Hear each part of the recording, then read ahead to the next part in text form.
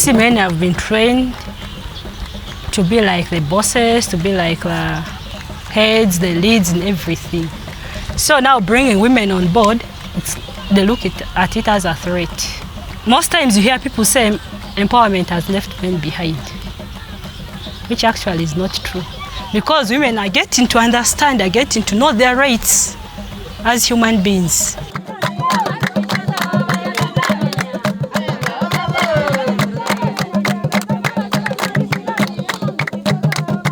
Women have played an integral role in contributing to economic growth and poverty reduction through participating in cross-border trade between Uganda, Democratic Republic of Congo, and South Sudan. The economic activity is important in linking food surplus areas to food deficient areas. However, there has not been enough attention to the ways women in this sector are exposed to risks and vulnerabilities. Lack of security and safety continues to undermine the livelihood of these women and impedes on their access to information and knowledge. This has conditioned them into a survival economy. Uganda, a member state of the East African Community, boasts of an economy that is approximated to be worth $34 billion. 17% of this is accrued from trade. Considering the numerous informal sectors, such as street vending and hawking, which are vaguely captured in the national system, these activities are major areas for system leakage within the tax body. This usually returns to hurt the most vulnerable in the community, majority of whom are unfortunately women. To contextualize this reality, a 490 kilometers drive through the countryside to the West Nile region of Uganda. This area is popular for attracting traders from all over the country, which also presents lucrative trade opportunities with South Sudan and the Democratic Republic of Congo, DRC. Here, it is majorly the informal sector whose operation is a gap in the national economy brought to perspective through the massive volumes of cross-border trade that goes on along the countryside. Businesses in this town showcase women's experiences in this lucrative but yet undocumented trade, as echoed by Eunice. Me, I'm someone who is just open like that. Me, I don't fear men. I'm doing produce buying and selling. So I came here just because of my children were schooling. There was no school fees. So I started my business with digging.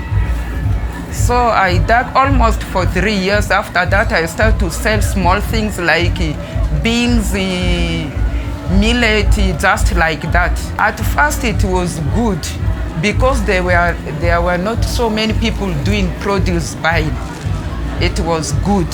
But nowadays, you get so many people with also like many, they have joined us so much. They have big money. When they go to bank, they give them money. Big money, they come here, they just, now we are not getting much in it, just little. Most of these persons are trading in business across borders. When you go to our big market here, majority of the vendors are women. Women have taken it all in most of these small businesses. Like Eunice, most women involved in cross-border trade are breadwinners for their families and have to persevere harsh conditions to fend for them. The women vendors I work with, for them the major market they usually move to is Kampala market, which is at the border. But they are usually exposed to accidents because when you look at the way the trucks load, you find that the whole truck is filled with the goods and they sit up. So in cases that any slight thing happens, others end up losing their lives. Others get they become serious casualties, so it is usually a very big challenge. Obstacles are not only unique to trade, but extend into domestic relations, which have seen most women struggle to hold their families while at the same time fending for their livelihood. Money is a problem here. There was a time I went to take a loan from bank. I took, so I defaulted. It really, they sold my land. By then I was paying school fees. My boy was in the first year in university. Everything was tough. So from there, my husband was harsh to me that you have now sold, without knowing that I sold, that land was just sold because of these school fees or whatever here in the house. Patriarchal societies fuel gender inequality and promote the marginalization of women, which unfortunately are silently replicated and adapted in some business institutions. Most traditions have denied the women vital resources, such as access to land, which most financial institutions have either used the same to deny women business loans for lack of collateral, or taken advantage to rip off the very women from such desperation. This situation has narrowed women's spaces and capacity in trade across the country. When you look at our society, that is the liberal culture, women most times do not have like control over resources, the factors of production like land, though they have access to it. These women, since they are business women, they have inadequate capital. Much as they want to improve, they want to increase the level of their businesses, but they are constrained by the limited resources they have. That's why most of them end up going into multiple borrowing.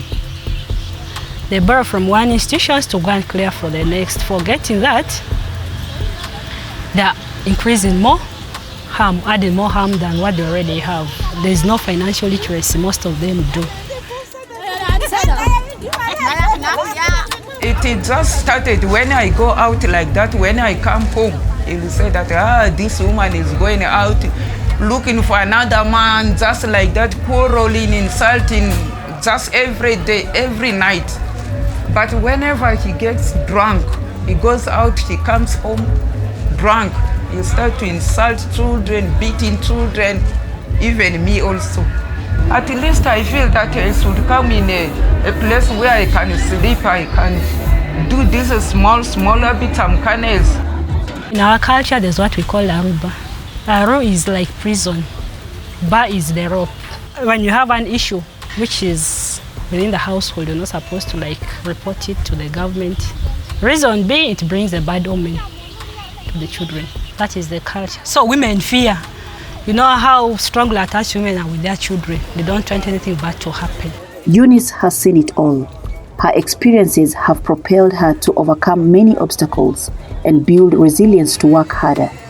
The determination makes her a role model to fellow women in Kampala market. And through her robust mobilization, she has encouraged several to join support groups. Sure, the tax we are paying per year. This initiative has empowered fellow women to come together to not only support each other, but also involve in communal saving schemes where they borrow to boost their businesses. The development has eased pressure of borrowing from the exploitative and high interest rate financial institutions. When I was still in P7, she began the business since. I was just hearing Eunice, but I was not knowing who is exactly the Eunice. I became her friend just slowly. I like digging. That's why at first I also said that I have my own land which I bought also. The money I raised from the market here. When normally in my life, when I hear that there's a gathering there, I have to go to that place to see what is taking place there. That day they were for a meeting here. It was only me among those men. And that very day I paid my membership fee. After that, they started to call me for a meeting. After that, I started to convince other women to come in.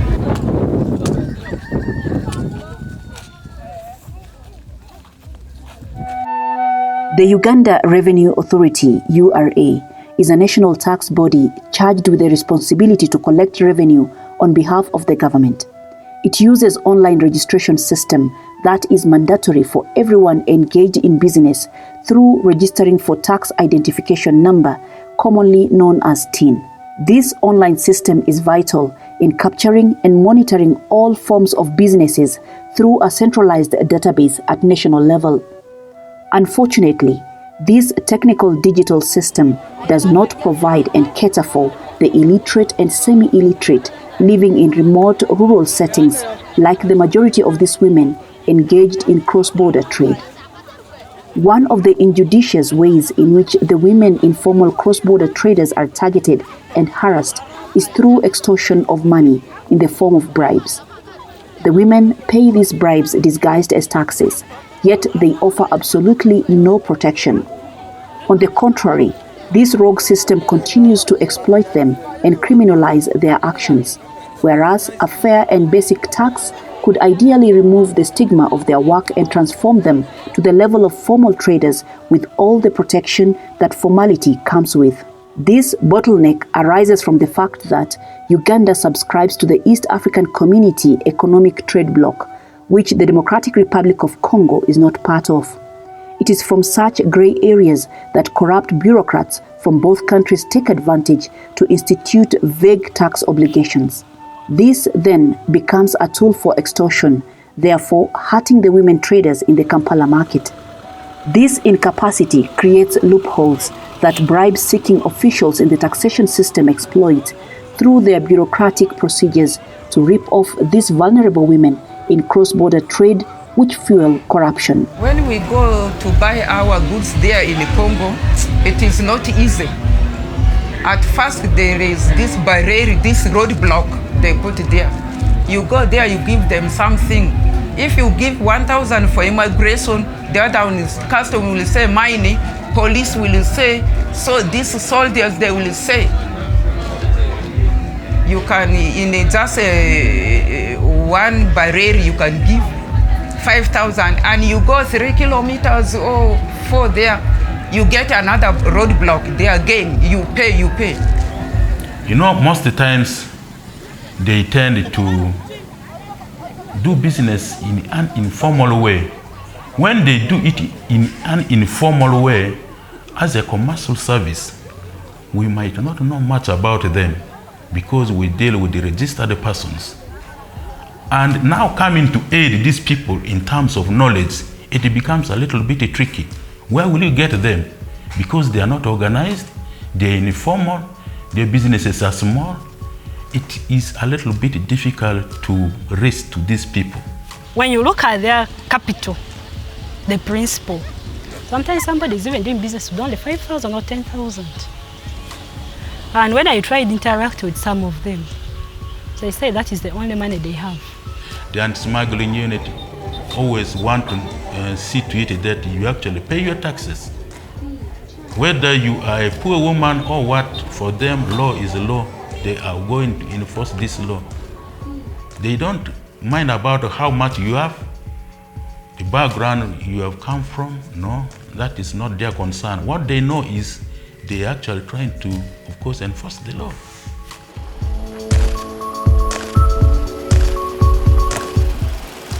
Small-scale traders do not necessarily reject taxes, but are frustrated by the gaps in the system arising from lack of information and misinformation. For the women cross-border traders of Kampala market found on the DRC-Uganda border, the vagueness and nature of the tax process lays a heavy burden onto them in numerous unclear dues levied through taxes coerced. Cumulatively, these taxes are excessively high and usually makes doing business impossible. The message which I could give to them is they should work hard the way I am trying to push. They should look example from me, and also the work I began there is out of the money I'm raising from here. The good thing is I've paid all my children were all in school, others have completed. And right now, as I'm talking, I'm building a house. They are in my house, there where my children are, where my husband is. I'm building now, just because of this business. The time is now for women to take up their spaces in all social political spheres. While traditionally men dominated and controlled all aspects, including the economic domain, there is new hope today that the trend is positively changing for inclusivity, as demonstrated by the rural women of the West Nile region of Uganda.